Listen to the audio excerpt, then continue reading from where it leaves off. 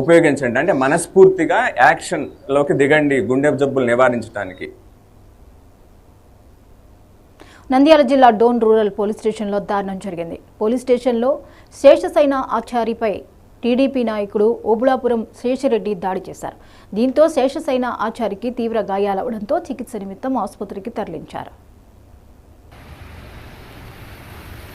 నా కొడుకు శేషసైనాచారి శేషరెడ్డి కలిసి ఇద్దరు కలిసి వ్యాపారం చేసినారు, బిజినెస్ చేసినారు.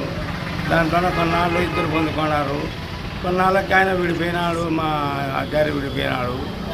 విడిపోయినాక ఇంకా మాకు డబ్బులు కట్టేయాలా, సంవత్సరంన్నరకి డబ్బులు కట్టాలా నాకు అని అన్నాడు.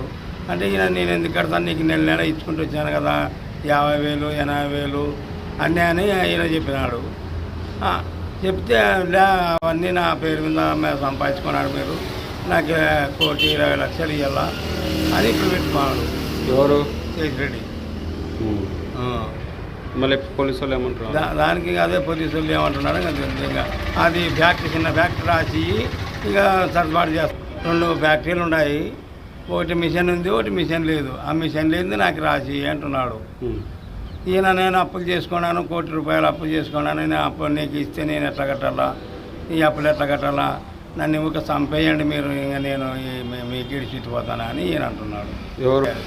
సరే ఏమంటాడు నీ కొడుకు?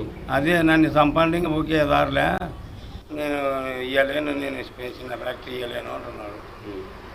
మళ్ళీ పోలీసు వాళ్ళు ఏమంటున్నారు? ఇంకా దానికి నేను ఇంకా ఏమనిలే, ఇంక వాళ్ళు నా మీద పెట్టినారు, నా కొడుకు మీద పెట్టినారు. సిట్టింగ్ కేసు అంటారా.